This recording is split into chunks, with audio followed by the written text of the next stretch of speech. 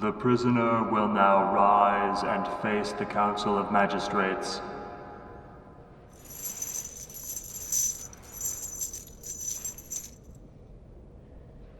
You stand convicted of heresy and treason. It is the judgment of the Council of Magistrates, in accordance with the will of His Holiness the Emperor, that you shall suffer the following doom. That you be taken in chains from this hallowed chamber of justice back to the place from whence you came. That you shall be sealed within a cage of iron, measuring 2 cubits and 1/2 in each dimension. That upon sunrise of the morrow, you shall be taken in your cage of iron, in full public view, out beyond the bounds of the walls of this fair and sacred city. That you shall be taken in full public view to the high western crossroads, and your cage of iron shall be suspended by one corner from the cross trees of the gibbet, 3 fathoms above the fertile earth.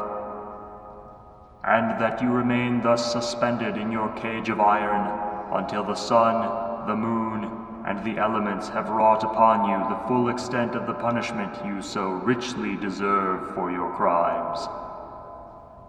This is the doom laid upon you by the Council of Magistrates and by His Holiness the Emperor.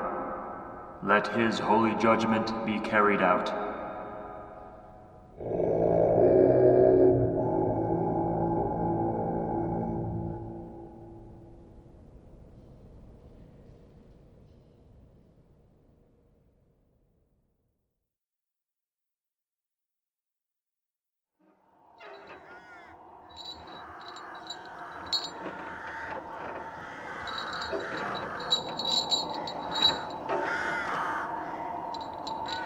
Hey there. How's the weather been treating you? Oh, didn't mean to bother you. Just trying to make conversation. If you want me to leave you alone, I will. Up for a chat then? Where am I? Over here, on your left. The cage next to you. You think my voice sounds different? Oh, I see what's got you confused. You thought I was the fellow locked in this cage. No, he passed into the clearing at the end of the path sometime last night. Gone all cold and stiff he has. Who's talking?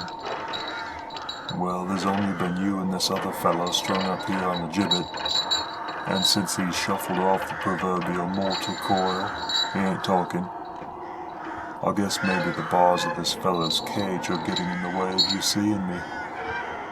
I'll come out and sit on the top of it for a bit, and you can have a better look. Yeah, that's me. The great big enormous white crow. The one that's been hanging out here with you and your recently deceased neighbor. You look a bit stunned and poorly. What's got you so rattled?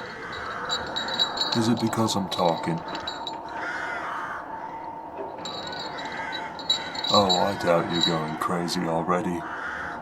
You look a little too alive still for that. Yeah, I've been out here the whole time you have. Ever since the guards marched you out here in your cage and ran you up to the top of the gibbet cross trees. That's been, what, a week now? Yeah, that would be right. 7 days exactly, since you're able to hear me talking now. Oh, that's one of the little quirks I have. Something to do with the way I'm made. Can't talk to anyone that's been strung up on the gibbet until they've been up here at least a week. Makes for some awkward situations during the first 6 days, let me tell you. So, what did you do? To end up dangling out here at the crossroads in a crow's cage. Must have been something awful. Either you did something horrible, or you pissed off the wrong sort of powerful people. So which was it? Treason and heresy? That's a common one for folk that wind up caged out here. What was the nature of your outrageous crimes and sins? Oh, the magistrates really hate when that happens. Goes against their religious precepts. Yeah, you really pissed off the priesthood. You're still looking pretty good though, for having been hung up out here for a whole week now. How are you holding up? You still feel alive? Bright-eyed and bushy-tailed as it were? Hang in there. Don't give the bastards the satisfaction of knowing you just gave up and gave in. With that attitude, you'll last for quite some time out here. You know, that's what they want, by the way. That's what they really want. Yeah, this whole thing of hanging up criminals in cages at the crossroads, it's not to punish you, or even to frighten others away from such deeds as got you strung up out here. Although this is definitely a hell of a punishment, and an even more powerful deterrent for the would-be criminal. No, the real reason you're out here hanging in a crow's cage is that the magistrates just want to see what you'll do. You see, they've got these fancy glass and metal contraptions set up in their towers back in the city, and they take it in turns to watch the various folk that end up on the gibbet. They watch and they take notes, and they don't really care about the outcome, so long as it's interesting to watch. And they want you to last a long, long time out here. That's why they left you your clothes.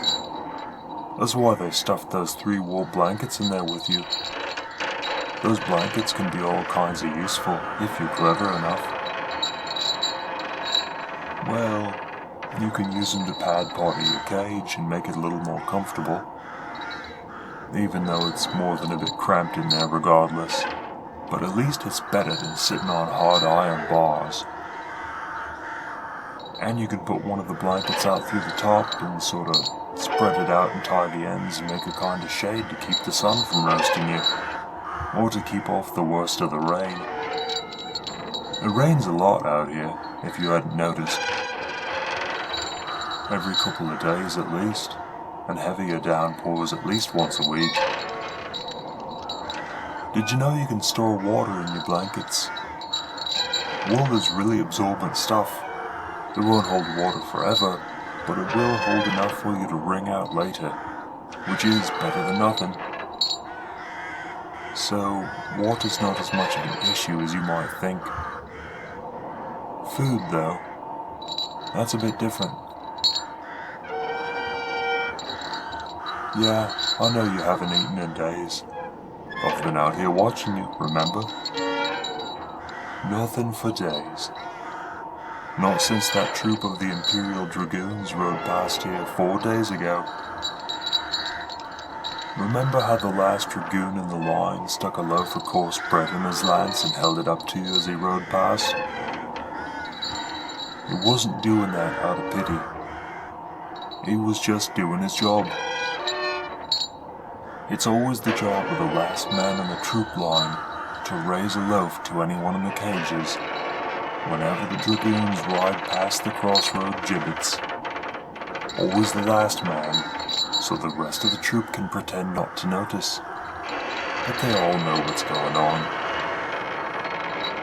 There will be another troop along later today, or maybe tomorrow. Then another one a few days later. They'll keep you supplied with just enough bread to keep you from starving. For a while. You can't live on bread and rainwater forever, though.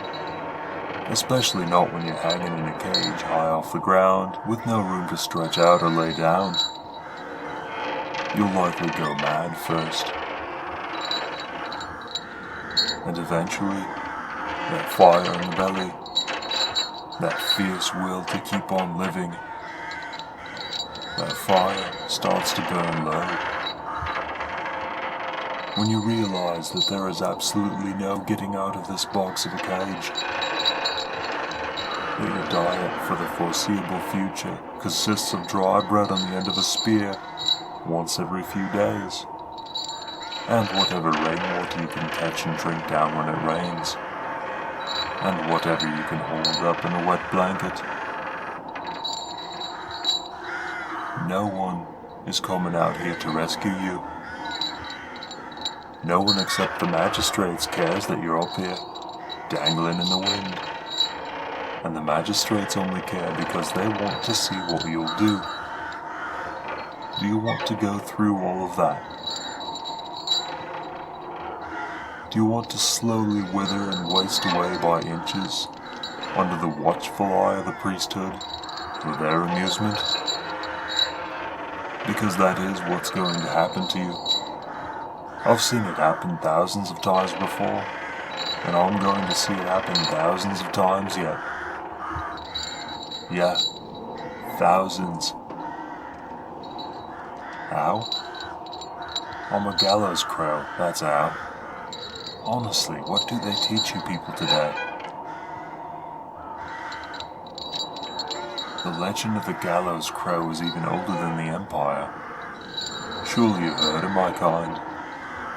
Huge white crows that only seem to be found around the gibbets and the gallows. Oh, that's just a slanderous myth put forth by the magistrates. We don't eat the souls of condemned criminals, nor do we peck out their eyes. Well, that last one is partly true. We do peck eyes sometimes, but only one per person, and only after we make a deal with them. This must be a lot to take in. I suppose I ought to explain. You see, I can get you out of there. I can get you right out of that cage you're in. I've done it before. Don't ask how I do it. It's a secret. Besides, it wouldn't make any sense to you. What I figure you can wrap your head around, though, is my price. I can get you out of there, but it is going to cost you. I want one of your eyes. Just one. You can even pick which one, if you like. But I want one. And with it, a part of your essence. Your soul, if you will. Specifically, the portion of your soul that contains your memories. Well, not everything. You won't forget all the skills and abilities you've learned over the course of your, no doubt, very interesting life. But you won't remember how you learned them, or where, or when. And you won't remember your past. Not a bit of it. You'll be a blank slate. No past, no traumatic memories, none of that. You won't even remember me taking your eye. Of course it's going to hurt. Did you really think it wasn't? I'm going to pluck out your eye with my beak. That's not painless. But the memory of the pain will not be something you will have to deal with, because there will be no memory of it. You'll just wake up in a safe place, minus one eye, and without any memory of your life before. How about it? A fresh start, no past, no baggage, and with the added bonus of not being here swinging in a crow's cage on the gibbet. You want me to give you some time to think about it? I can leave for a bit. Maybe come back after the next rainfall? Or should I maybe give you a week or two up here alone to really chew the matter over in your mind? Well, that didn't take long. Decided you wanted out of that cage after all. Alright then. I'll leave this poor dead bastard to his own requiescat for a bit.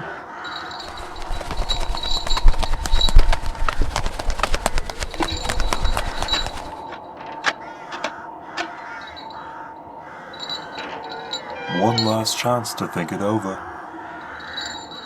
Are you sure you want to trade your memories in one eye for freedom? Or do you prefer to stay out here and slowly go mad on the gibbet? Good answer. You won't regret it. Now, you'll want to press your face right up against the bars of your little cage here. And I'd suggest getting a good grip on a couple of the bars. Because for just a fleeting moment, this is really going to hurt.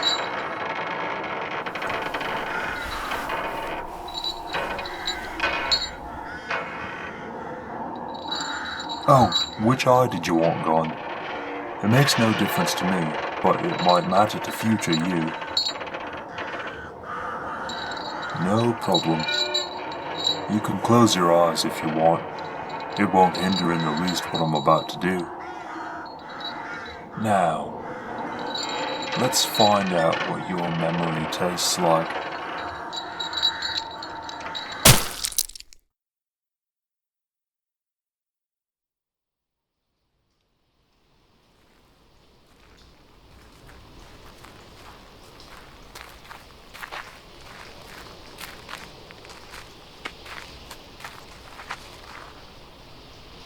I was right, Brother Elwyn. The Gallows-Crow has brought us another one. How right you are, Brother Cosmo. Another sleeper, dressed in rags, and with a healed-over scar where one of their eyes should be.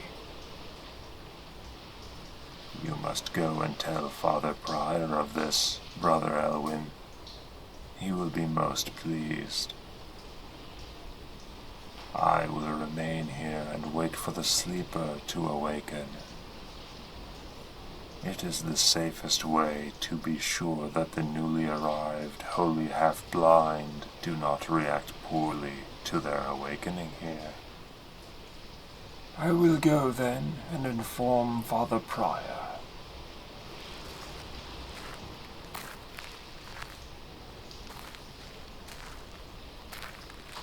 Ah, you poor wretched thing. Soon you will awaken, with only half your vision, and no memory of your life before. Such folk as you will fetch a high price indeed from the Emperor's buyers. Ah, yes. You will serve His Holiness quite well, once you've been properly trained and indoctrinated. For only the wholly half-blind can be trusted to act as servants to His Holiness the Emperor. All blessings upon the Emperor, and upon the Gallows-Crow, who graces us with the leavings from his feasts. All hail Herridax.